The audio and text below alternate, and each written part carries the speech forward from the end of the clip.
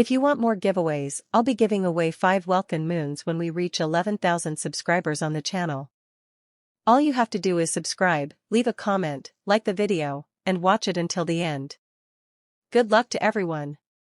Today we have the latest leaks for Genshin Impact version 7.0, giving us a much clearer picture of which characters are likely to return in the upcoming banners, as well as the brand new characters arriving with the start of the update. Let's begin with the new characters.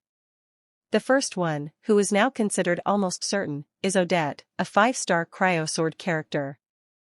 According to the leaks, she specializes in supporting the new stellar conduct reaction while also dealing powerful cryo damage.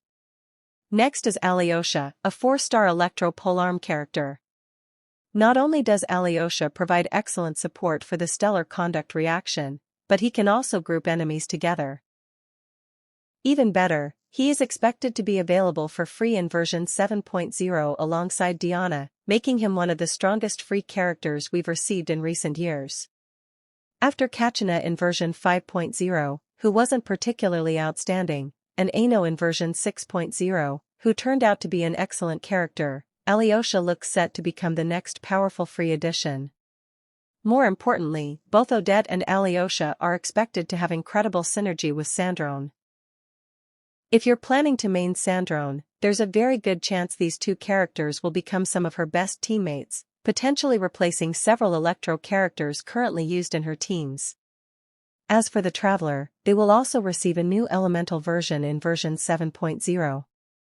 However, since the Traveler is free and not part of the gacha banners, we won't include them in today's banner predictions. Now let's move on to the part everyone is waiting for, the rerun characters. The biggest clue comes from the leaked Stygian Onslaught bosses in version 7.0. Looking back at previous updates, Hoyoverse has consistently designed boss mechanics around the characters they want players to pull during that version. We've already seen this happen multiple times. Some bosses were clearly designed for specific characters, others favored lunar reactions, while some were built around the new stellar conduct reaction. These mechanics always lined up with the featured characters released or rerun during the same update. Because of that, it's very likely that Hoyoverse intentionally designs these bosses to encourage players to summon the newest characters. According to the latest leaks, one of the Stygian Onslaught bosses in version 7.0 summons a large number of small duck enemies across the battlefield. The most effective way to deal with them is by using lunar reactions, making Flins and Ineffa the most likely rerun candidates, or perhaps even both of them together. Looking at previous banner schedules, Ineffa last appeared in version 6.3, while Flins returned in version 6.4. That gives Ineffa a slightly higher chance of returning first, although having both characters rerun together remains a very realistic possibility. On top of that, another leaked boss is a Fatui Anemo enemy that revolves around the Bond of Life mechanic. Because of this, many players believe Arlecchino or Clarinda are strong rerun candidates, as both characters benefit significantly from this mechanic. The leaked Spiral Abyss blessings for version 7.0 make the picture even clearer. The first blessing increases superconduct damage by 200% and boosts stellar conduct damage by 75%. The second blessing increases pyro normal attack damage by 75%. These buffs seem almost tailor-made for Arlecchino, making her rerun much more likely. Meanwhile, Clarinda has already appeared in Fontaine's Chronicle Wish, which further increases the chances of Arlecchino returning instead. That's not all. The version 7.0 Spiral Abyss enemy lineup also includes several cryo and electro enemies, giving Arlecchino an even bigger advantage throughout the Abyss and strengthening this prediction even further.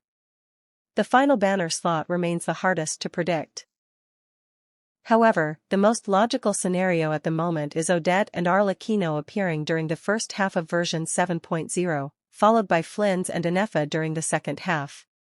While there is still a possibility that another version 6.3 character could return instead, the current boss mechanics and Abyss blessings strongly suggest that pairing Flins and Ineffa together makes the most sense.